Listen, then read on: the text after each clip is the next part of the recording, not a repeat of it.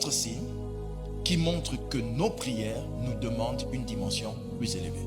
Premier signe, le manque de satisfaction. Qui a déjà bu de l'eau? Qui lève la main droite? Nous tous, je pense. Merci. Gardez vos mains même. Mais qui a déjà pris de l'eau fraîche? La satisfaction, ce n'est pas la chose que l'on reçoit, mais c'est le sentiment que l'on ressent. Quand tu n'es pas satisfait par ta femme et ton mari, que ce soit satisfaction morale, sentimentale, physique et autre, cette situation est en train de te dire, va prier dans une dimension plus élevée. Amen. Je paye mon loyer, mais je n'ai plus rien. Donc mon travail ne me satisfait pas. Va prier dans une dimension plus élevée. Je sors chaque jour. Je vais quelque part, je travaille, je rentre à la maison. Quand je regarde ma maison ne me donne pas la paix. J'ai une bonne femme, mais ma maison ne me donne pas la paix. Peut-être pourquoi? Parce que nous sommes assis sur une chaise en plastique. Et je voulais me reposer sur la chaise en plastique. Je demande, il y a un oreiller. Prends-moi l'oreiller qui est dans la chambre. Je prends l'oreiller de la chambre, je dois mettre pour pouvoir me sentir. Tout ça, ton corps, toi-même sens que la vie que tu as ne te satisfait pas. Mes frères et sœurs, le changement dans la vie de chaque être humain est un signal que son esprit lui donne. Ton esprit te donne que il faut sortir de là. Amen. Il faut n'assomba le pain. Il faut que j'achète une parcelle. Achète et construis au nom de Jésus. La Bible dit ceci. Jean 16, 24. Jusqu'à présent, vous n'avez rien demandé en mon nom. Demandez et vous recevrez afin que votre joie soit comment? Donc Dieu veut que l'on ait une joie qui est comment? Parfaite. C'est ça la satisfaction. Quelqu'un comprend? Donc Dieu te dit jusqu'à présent tu n'as pas encore demandé. Mais toi et moi on sait qu'on a déjà demandé, non? Qu'est-ce que Dieu est en train de te dire? Monte dans une dimension de prière plus élevée. Voici le deuxième signe qui montre que nos prières nous demandent une dimension plus élevée. La résistance des obstacles. Nous sommes tous appelés à rencontrer des obstacles. Pourquoi? L'obstacle sert de marchepied. La Bible dit, je ferai de tes ennemis ton marchepied. Tous les obstacles que nous rencontrons nous aident à aller plus haut.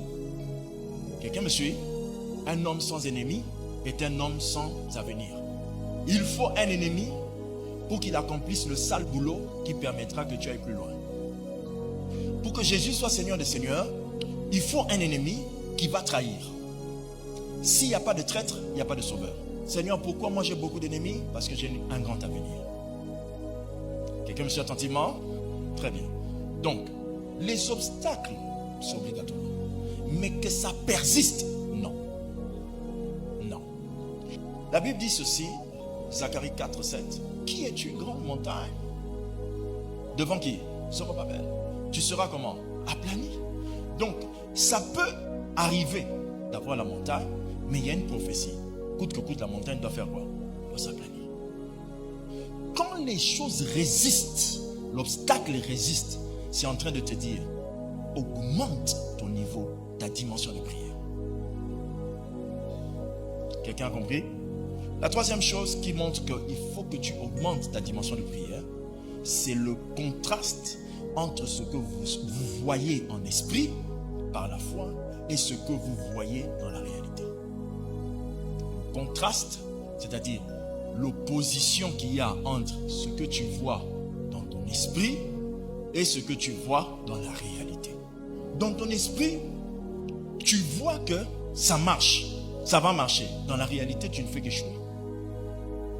Dans ton esprit, tu te vois grand. Vous savez, ça aussi, c'est un autre élément important. Écoutez très attentivement cette remarque. Des fois, tu sens que moi, je suis un grand homme. Mais ta vie est une petite vie. Quand tu as ce genre de contraste, d'opposition, c'est en train de te dire ceci. Augmente dans une dimension plus élevée. Ce que je dis ici, ce n'est pas un démon. Je ne vous parle pas d'un démon. Je ne vous parle pas d'une attaque. Je ne sais pas si quelqu'un me suit attentivement. Alléluia. Alléluia. Quand vous étudiez la vie d'Abraham, vous allez voir qu'Abraham, au départ, Dieu lui dit que non, je vais te donner un enfant, je ferai de toi une grande nation. Après, Dieu va lui dire que je rendrai ton nom grand. Après, il va lui dire que voilà, je m'appelle Elohim au fur et à mesure. Ce qui veut dire qu'avec Dieu, Si tu t'arrêtes avec ton niveau d'aujourd'hui, il y a des choses que tu ne vas jamais découvrir. Maintenant, Dieu a ses méthodes de t'inviter à une dimension plus élevée. Et l'une des méthodes que Dieu utilise, c'est celle-ci. Tu te vois dans ton esprit grand, mais tu vis petit. Dès que tu as compris ça, Dieu te dit ceci, monte. Ce que tu as déjà fait, c'était bien, mais ce n'est pas suffisant pour là où tu dois aller. Quelqu'un me suit attentivement? Alléluia. Tu te vois grand, mais tu vis petit. Contraste, l'opposition entre ce que je sais que je suis, ou ce que je sens que je suis, et ce que je vis. Quelqu'un a compris? Je vois que mes business que je fais là, ça va marcher, mais ça ne marche pas. C'est un produit que les gens cherchent, mais bizarrement, ça ne se cherche pas chez toi. Dès qu'il y a contraste, Dieu t'appelle. L'église a ses programmes de prière et de jeûne. Mais toi, tu dois avoir tes propres programmes de prière et de jeûne. Quatrième, la puissance du monde des ténèbres malgré vos prières. Quand vous priez et que malgré ça, les puissances des ténèbres sont toujours puissantes, ça veut dire que vous devez élever la vie de prière. Vous vous rappelez, la Bible dit, ils te feront la guerre, mais ils ne te vaincront pas. Car je suis avec toi pour te délivrer. Mais pourquoi Dieu ne te délivre toujours pas? Mais quand vous arrivez, que vous allumez votre lumière, c'est-à-dire vous êtes une lumière en Jésus. Mais malgré ça, il y a un